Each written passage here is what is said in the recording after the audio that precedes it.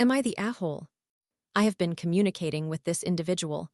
Big is the name we are using since October. We met via Monopoly Go and became friends on Facebook. A brief background. I was already aware of him because I took pictures of him and his siblings for his mother a couple of years ago. I decided to message him humorously, jokingly telling him to stop hitting my items in Monopoly Go, and we immediately connected. I recently returned to my hometown. I do not have a car, and my primary responsibility is taking care of my grandmother. Our conversations were always effortless. We would sit together, laugh, and discuss various topics, particularly since we shared mutual friends for hours. Our first in-person meeting occurred one evening when he drove 2.5 hours to see me. We hugged, chatted, smoked, and he sampled my food since I am a chef. When he left, he gave me a quick peck on the lips. A few days later, I didn't hear from him, so I reached out to ask what was wrong. He said we were moving too fast and that we needed to establish a friendship first. I agreed, and we began chatting more frequently. We started FaceTiming, exchanging pictures of the meals we prepared each day, cooking, cleaning, and discussing shows and movies over the phone. Throughout the weeks, we spoke to each other day and night, often more than 2 to 3 times a day. When Thanksgiving approached, he requested that I make a cake and macaroni and cheese for his mother's Thanksgiving dinner. Knowing that I can cook, having prepared meals for him previously, he invited me a few days later.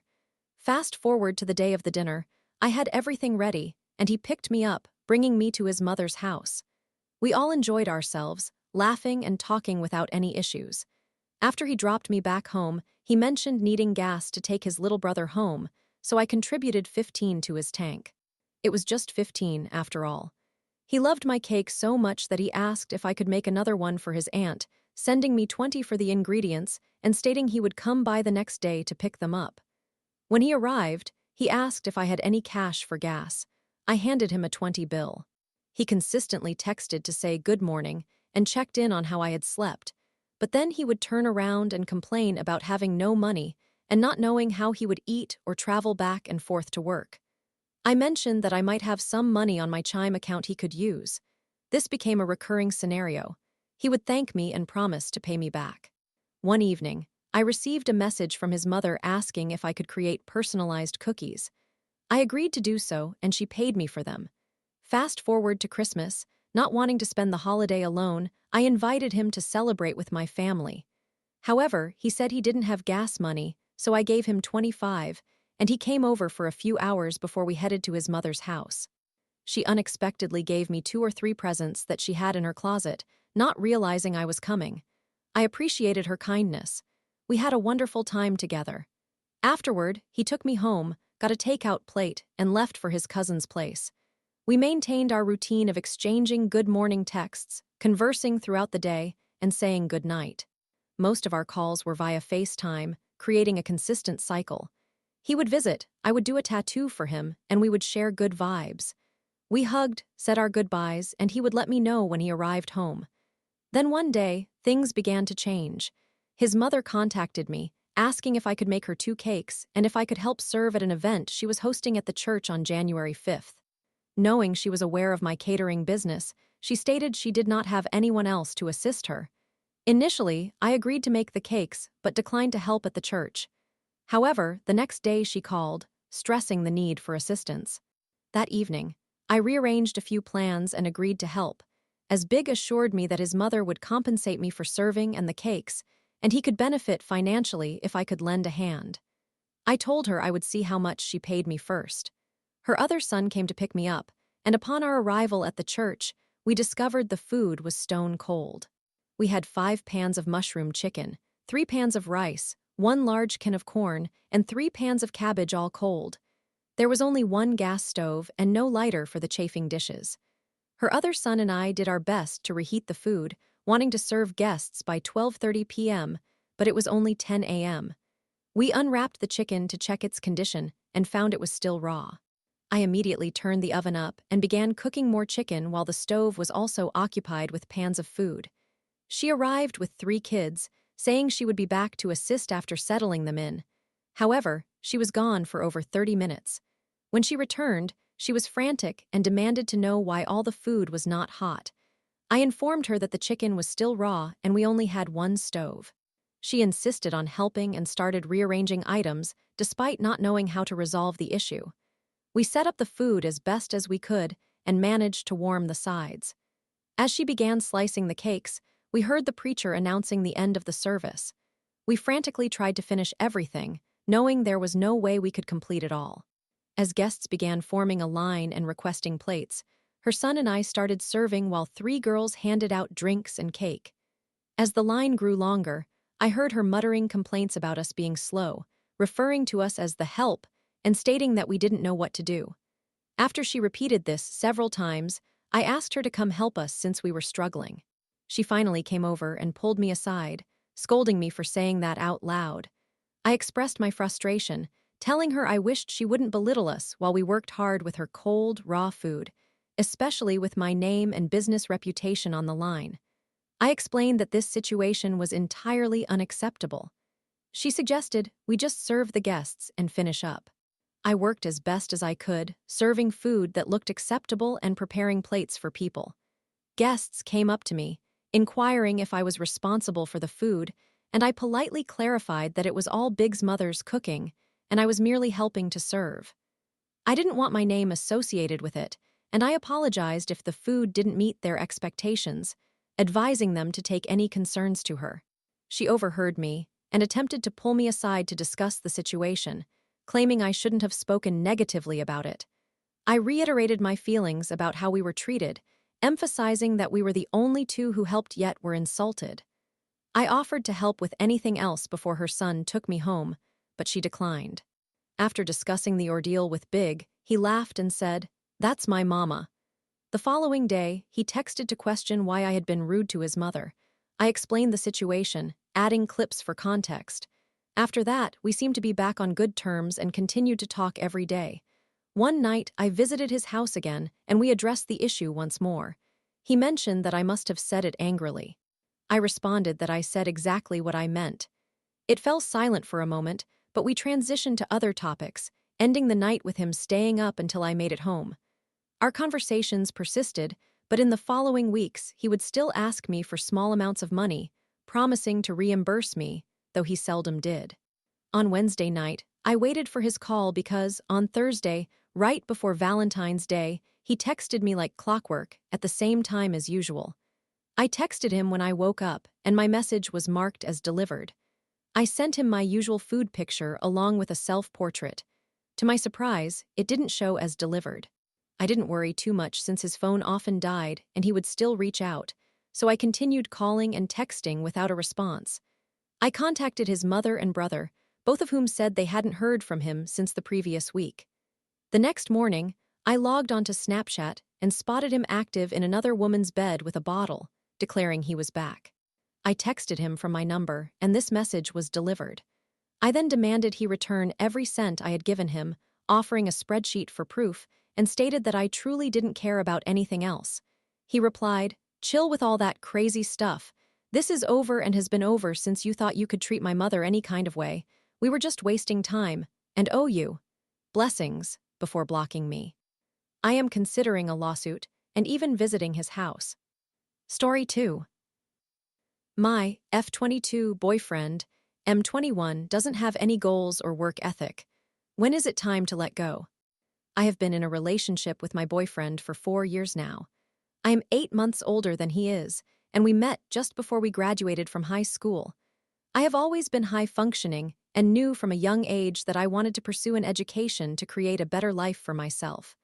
I aspire to travel, afford a home, and do not wish to have children. We both come from families burdened with substantial debt. However, I internalized this and resolved never to find myself in such a situation, while it appears to have made him resentful toward money, causing him to fear it might lead to our separation. Early on in our relationship, we were still quite young, so I did not think much of the fact that he seemed uncertain about his future honestly. I was unsure about my path as well, assuming clarity would come with time. We fell in love quickly and deeply. I have experienced significant personal growth with him both as a partner and as an individual. We communicate openly without raising our voices, support each other's interests, and I feel free to express myself around him, with him respecting my opinions and voice as a woman. Overall, he is a remarkable person. I will be graduating this June with my Bachelor of Applied Science in Cybersecurity, and I am also broadening my knowledge by studying topics beyond the curriculum.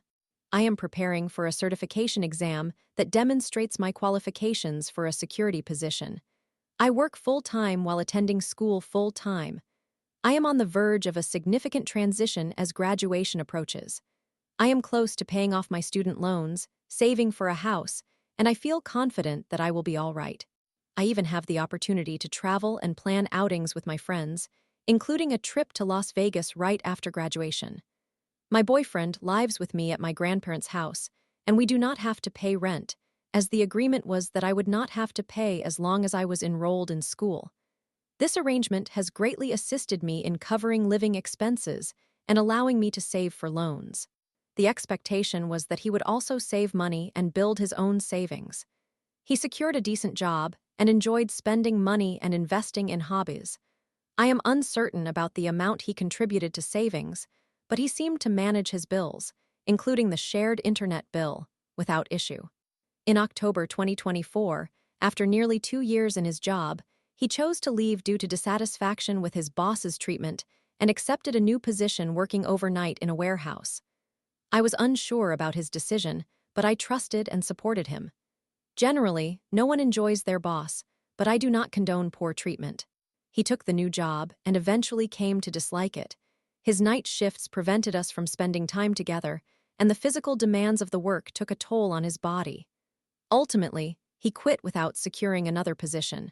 He only found a part-time job recently at the beginning of January, but he quickly realized that part-time work would not pay as well as a full-time position.